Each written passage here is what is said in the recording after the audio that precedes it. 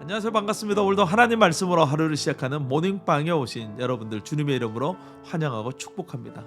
어린 시절 가장 사랑받고 신뢰돼야 될 부모로부터 받은 상처는 성인이 되어서도 큰 영향력을 끼친다고 합니다.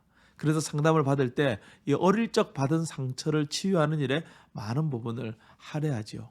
부모가 자녀를 인격적으로 대하는 것만큼 좋은 영향력은 없는 것입니다.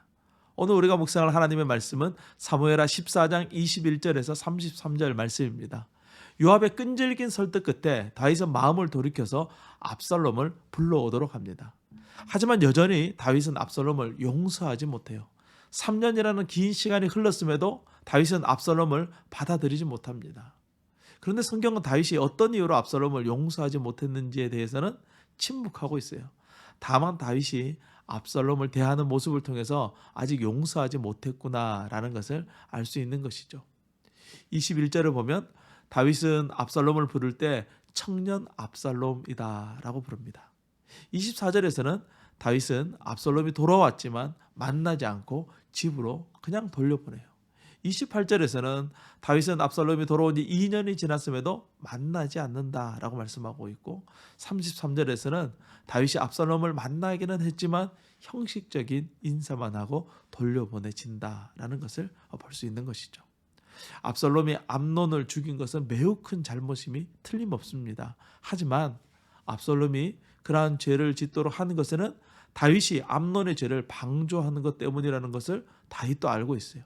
그럼에도 불구하고 다윗은 압살롬을 이해하지 못하고 압살롬을 차갑게 대하는 것은 매우 안타까운 일인 것이죠. 이런 상황에서 이야기의 흐름이 압살롬으로 바뀌게 됩니다.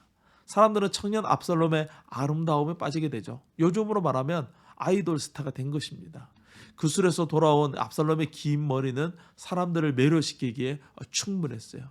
다윗도 아름다운 사람이었지만 그는 왕궁에 있고 더 이상 사람들과 가까이 있을 수가 없었어요. 하지만 압살롬은 왕궁에 들어가지 못했고 자기 집에 거주하고 있었기 때문에 사람들은 압살롬을 쉽게 볼 수 있었던 것이죠. 압살롬은 모든 면에서 뛰어났지만 특별히 길고 굵은 머리카락이 그의 자랑이었어요.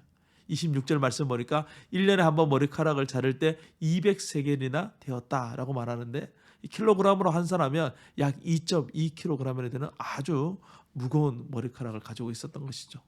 또한 압살롬의 자식들도 아름다웠어요. 특별히 압살롬은 자신의 아름다운 딸을 그의 누이 다말의 이름을 따라서 다말이라고 이름을 지었습니다. 이스라엘 사람들은 자신의 가문이나 조상들의 이름을 따라서 그 이름을 짓는 경우가 많이 있었죠. 예수님의 히브리식 이름도 여호수아였던 것처럼 사람들은 조상의 이름을 따라서 자녀의 이름을 지었습니다.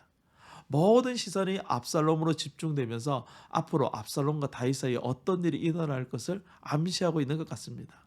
그런데 그 암시는 별로 좋지 않은 일일 것이 분명해 보입니다. 미움과 용서하지 않음은 결국 어두운 먹구름이 되어서 모든 것을 집어삼키는 안타까운 일들을 예견하고 있는 것이죠.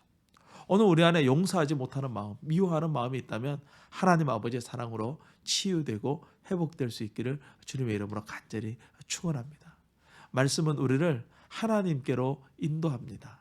하나님이 고치지 못할 사람, 하나님이 고치지 못할 상처는 아무것도 없습니다. 우리의 모든 아픔을 하나님께로 가지고 나아가면 온전한 회복을 경험하게 될 것입니다. 날씨가 많이 쌀쌀해졌습니다.